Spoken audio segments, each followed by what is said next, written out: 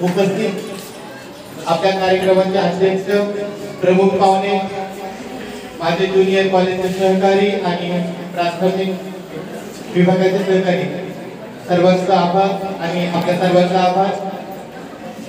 आपल्या सगळ्यांना माहिती आहे, निरोप समारंभ ज्यावेळेस सुरुवातीला आम्ही जॉईन केलं होतं त्यावेळेस निरोप समारंभाच्या कार्यक्रमामध्ये ठराविक वाक्य असायची, जशी एखादी मुलगी लग्न करून माहेरी जाते आणि ती जी मनाची अवस्था होते तशी अवस्था आमची होत असते, अशी सगळी वाक्य असायची ती. आणि मग मला ते गाणं आठवायचं, बाबुल की दुआएं लेती जा जा तुझको की संसार मिले. तर आता काही तो काळ राहिलेला नाही. आता काही नवरी रडत नाही जाताना, कारण ती बिचारी प्री वेडिंग शूट करून आलेली असते, विमा संसार जगलेलीच असते ऑलरेडी. त्यामुळे आता काही ते रडणं बिडणं प्रकार राहिलेला नाही. आता फक्त एवढं राहिले की आता आपल्या कार्यक्रमाला शुभेच्छा देते, बरोबर की नाही. आता आपण सगळे परीक्षेला जाणार आहोत, म्हणून तुम्हाला सगळ्यांना शुभेच्छांसाठी आम्ही इथे उभे आहोत. आणि पेपर बद्दल वर्षभर तर मार्गदर्शन केलेलं आहे, अजून किती मार्गदर्शन करणार आणि याचा किती फरक पडेल ते सगळ्यांना तर माहिती आहे. तरी मी काही गोष्टी आयुष्यामध्ये जे शिकलो, या अनुभवल्या त्या थोड्याफार सांगतो. सगळ्यांना माहिती आहे, अक्षर सगळ्यांचं महत्वाचं असतं, बरोबर की. सुंदर अक्षर खूप महत्वाचं आहे. जसं म्हणतात, अक्षर हे मोत्यासारखं असलं पाहिजे. खरोखर काही लोकांचं अक्षर मोत्यासारखं असतं आणि काही लोकांचं मोत्या कुत्र्यासारखं असतं. गांधीजी असं म्हणायचे, खराब अक्षर हे अर्धवट शिक्षणाचं लक्षण. तुमचं अक्षर खराब, तुमचं अर्धवट शिक्षण. तर एका मुलाला मी म्हटलं, अरे बाबा पेपर मध्ये अक्षर नीट काढ. गांधीजी असं म्हणायचे, खराब अक्षर हे अर्धवट शिक्षणाचं लक्षण आहे.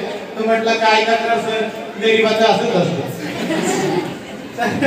त्या सगळ्या गोष्टी आपण तर लक्ष ठेवायचं, पेपर मध्ये जे अक्षर काढतो त्याला व्यवस्थित असली पाहिजे.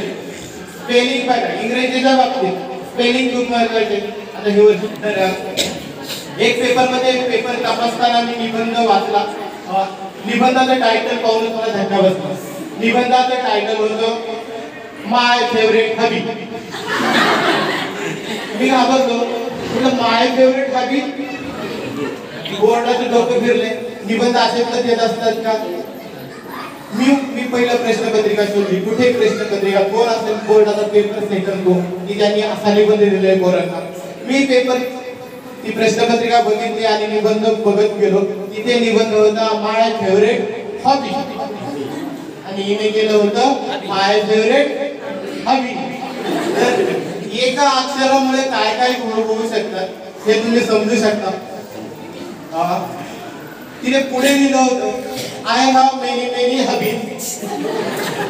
आता समजला का, I have many many hobbies. तिला असं म्हणायचं होतं, I have many many hobbies, मला खूप सारे छंद आहेत, त्यात क्रिकेट माझं बेस्ट हॉबी असं म्हणायचं. तर तिनं काय लिहिलं, I have many many hobbies. तर ह्या गोष्टी टाळा बाळांनो, नाहीतर समोरच्याला अटॅक घेऊन मारायचं होतं बिचार. तर आता हे जे मागच्या आयुष्यात सांगतो, आता ह्या वर्षी तो सांगतो एकदम लेटेस्ट. मागच्या वेळेस पायाभूतची परीक्षा झाली, आठवते सगळ्यांना, प्राथमिक वाल्यांना 8वी पर्यंत त्यांना माहित असेल. पायाभूतची परीक्षा होती आणि त्यात निबंध आला होता माय फेवरेट ॲनिमल डॉग. आठवलं सगळ्यांना. आणि आमचा वर्ग होता 8वीचा आणि त्यांनी लिहिलं माय फेवरेट ॲनिमल डॉग. आणि आपल्याला माहिती आहे आश्रम शाळा आहे, सगळं पाहूनच लिहितो आपण. तर त्या बिचाऱ्याने पुस्तक शोधलं निबंध आणि तो शोधत बसला माय फेवरेट ॲनिमल डॉग. सगळं पुस्तक शोधलं पण डॉग नावाचा काही निबंध त्याला सापडला नाही. पण तो हुशार, त्याला दुसरा एक निबंध सापडला होता माय फेवरेट ॲनिमल काऊ. तर काऊ निबंध होता ना, मग तो जास्त हुशार, आपला 8वीचा मुलगा आहे, आश्रम शाळेचा, वाया अजिबात जात नाही. त्याने काय केलं, तो काऊ शब्द काढला आणि त्याच्या ऐवजी डॉग शब्द टाकला. लेटेस्ट आणि रिअल सत्य घटनेवर आधारित. तर डॉग शब्द टाकला, माय फेवरेट ॲनिमल काऊ ऐवजी dog, my favourite animal is dog. आणि मग पुढचा मराठीत सांगतो, हा पाळीव प्राणी आहे, आम्ही त्याला घरामध्ये पाळतो. कुत्रा माणसाला दूध देतो.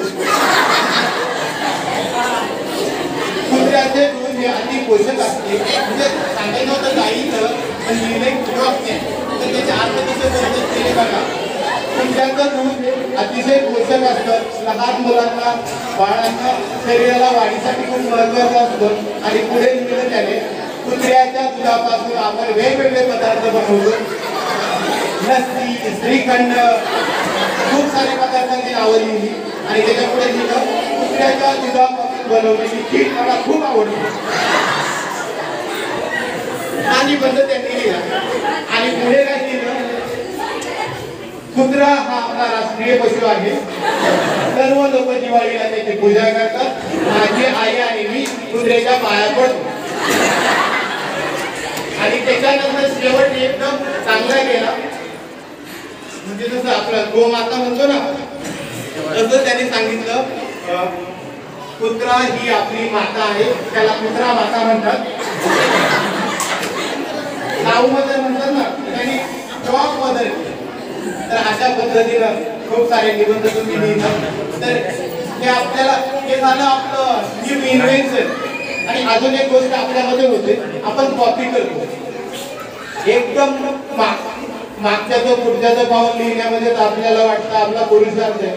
मागच्या भूषणाश्रम शाळेमध्ये असाच एक पेपर होता आणि एक हुशार विद्यार्थी होता, त्याला मागच्याने विचारलं त्या प्रश्नाचं उत्तर काय आहे, तो म्हणला मला नाही येत.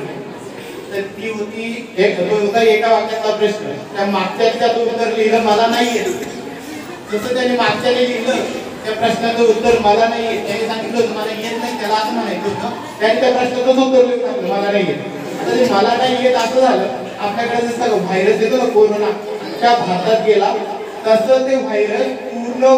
अगोदर अधीक्षक सरांना माहिती असेल की एक गोदावरी लस्सी यायची, आपल्या गोदावरी स्वीट लस्सी यायची. तर विज्ञान 7वीचा प्रश्न होता आणि प्रश्न विचारला होता की शासनाकडून कोणकोणत्या लसी दिल्या जातात.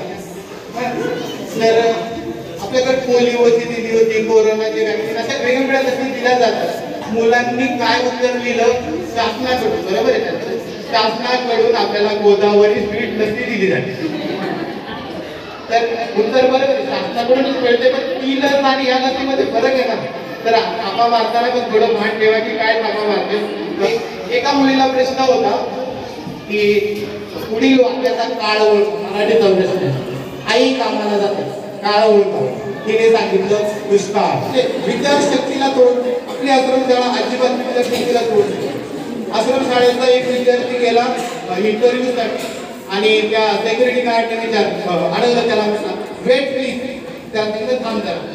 समजला 65 किलो. वेट त्याला माहिती होतं 65, वेट म्हणजे काय बदल, तुम्हाला 65 किलो. एका शब्दाचे वेगवेगळे अर्थ म्हणू शकतो. खूप सारे प्रश्न आहेत, सोमताचे प्रश्न असतात, पर्सनल रिस्पॉन्सचे प्रश्न. हे तर दोन मुली कधी लिहित काही मुलं, पण त्यांचे जर निबंध आपण वाचले मुलांचे तर आपल्याला धक्का बसतो कधी कधी वाचता. हा झाला जॉबचा विषय. तर आपल्या सगळ्यांना माहिती आहे आयुष्यामध्ये शिक्षण महत्त्वाचं आहे. शिक्षणासाठी आपल्याला काम करायचं, चांगला अभ्यास करायचा आणि आयुष्यात पुढे जायचंय. असं एक वाक्य आहे, शिक्षणाने आपले उंचावलेलं मानव होईलच सन्मान आयुष्याचा. जर आपल्या आयुष्याचा सन्मान व्हायची इच्छा असेल तर आपण चांगलं शिक्षण घेतलं पाहिजे. तर आता जास्त तुम्हाला कंटाळा न आणता मी इथे थांबतो आणि तुम्हाला येणाऱ्या परीक्षेसाठी आणि पुढच्या प्रत्येक परीक्षेसाठी शुभेच्छा देतो. इयत्ता 9वीच्या विद्यार्थ्यांना, 8वीच्या विद्यार्थ्यांना आणि 9वीच्या विद्यार्थ्यांना धन्यवाद. Thank you very much.